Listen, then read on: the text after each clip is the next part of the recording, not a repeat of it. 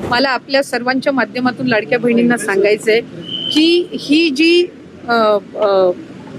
शासन निर्णय जो आम्ही लाडक्या बहिणीचा निर्गमित केला याच्यामध्ये आम्ही कुठलाही बदल केलेला नाहीये।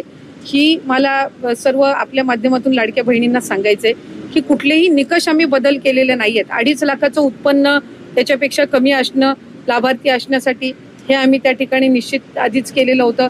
दुचाकी वाहन असावं 4 चाकी वाहन नसावं हे आम्ही त्या ठिकाणी निश्चित हे केलेलं होतं। ते राज्यातल्या रहिवासी असाव्या, सरकारी नोकरदार नसाव्या, हे जे सगळे निकष आहेत हे पहिल्या शासन निर्णयामध्ये निर्गमित केलेले आहेत। त्याच्यामध्ये कुठलाही बदल आम्ही केलेला नाहीये। आम्ही ज्या वेळेला पहिलं ऑगस्ट महिन्यामध्ये ज्या वेळेला स्क्रुटिनी चालू केली त्यावेळेला 70-75 हजार अर्ज असे होते की जे पात्र होत नव्हते, जे त्यावेळेला ड्रॉप करण्यात आले होते। सप्टेंबरमध्ये स्क्रुटिनी केली त्यावेळेला नव्हतं। त्यामुळे अशा पद्धतीचं लाभार्थ्यांची संख्या कमी जास्त होणं हे काही अचानक केलेलं आहे अशातला काही भाग नाही। आणि निकषांमध्ये काही तक्रारी ज्या ऑक्टोबर, नोव्हेंबर, डिसेंबर महिन्यामध्ये ज्या प्राप्त झालेल्या आहेत, जे एका ह्याच्यावरून 2-2, 3-3 वेळा लाभ घेत आहेत अकाउंट्समधनं, किंवा ज्यांच्यात 4 चाकी वाहनं आहेत पण तरी सुद्धा ते अशा जे काही कंप्लेंट बेस्ड आहेत त्या संदर्भातली चौकशी करून त्यांचा आधीचा कुठलाही लाभ आम्ही त्यांच्या अकाउंटमधून परत घेतलेला नाही। अशा पद्धतीचा कुठला निर्णय झालेला नाही। फक्त क्रॉस व्हेरिफिकेशन मध्ये जे पात्र ठरत नाहीयेत त्यांना त्या महिन्यापासूनचा लाभ हा बंद करण्याच्या दृष्टिकोनातून आम्ही त्या ठिकाणी ही पावलं उचललेली आहेत। निवडणुकीच्या आधी आपण असल्या प्रकारची कुठलीही स्क्रुटिनी न करता आम्ही असल्या प्रकारची आता मात्र निवडणूक संपल्यानंतर मी आपल्याला त्या संदर्भातली माहिती ही मगाशी सुद्धा दिली की आम्ही ऑगस्ट महिन्यामध्ये ज्या वेळेला आम्ही स्क्रुटिनी करायला सुरुवात केली त्याही वेळेला 77,000 पेक्षा अधिक महिला या अपात्र झालेल्या होत्या। ऑगस्ट महिन्यामध्ये, सप्टेंबरमध्ये केली त्याही वेळेला 1 लाखापेक्षा झाल्या होत्या। ही एक कंटिन्युअस प्रोसेस आहे। गरिबी पाहिली आहे, माझ्या आईची तगमग पाहिली आहे, माझ्या पत्नीचा संसार मी पाहिला आहे, सर्वसामान्य कुटुंबाची काय ओढाताण होते मी पाहिलंय। आणि म्हणून मी आल्या मुख्यमंत्री झाल्या लाडकी बहीण योजना सुरू करून टाकली।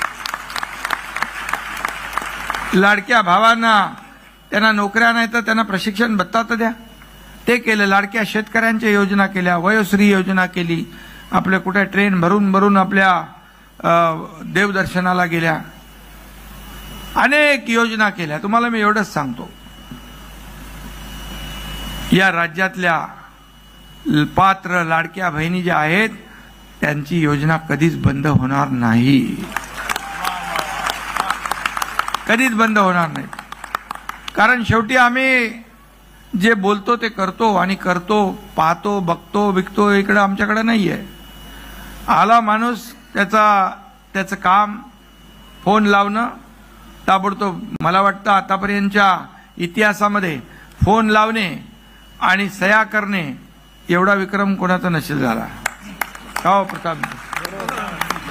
आणि म्हणून मी कुठेही गेलो, राज्याच्या कानाकोपऱ्यात जातो, मी देशभरात जातो, कुठेही जातो, थोडा धावपळीमध्ये राजकारणामध्ये थोडासा विसावा हवासा वाटला की मी गावी जातो।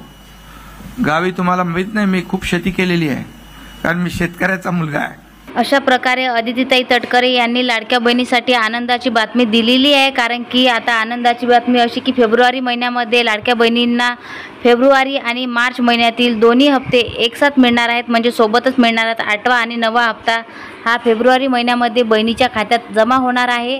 प्रत्येक जिल्ह्यामध्ये मेसेज गेलेला आहे, प्रत्येक बहिणीच्या खात्यामध्ये आता पैसे येणार आहेत। आणि अशाच शासकीय योजनेच्या माहितीसाठी आमच्या चॅनलला जॉईन करा, आणि चॅनलवर नवीन असाल तर लाईक करा, सबस्क्राईब करा। जय शिवराय।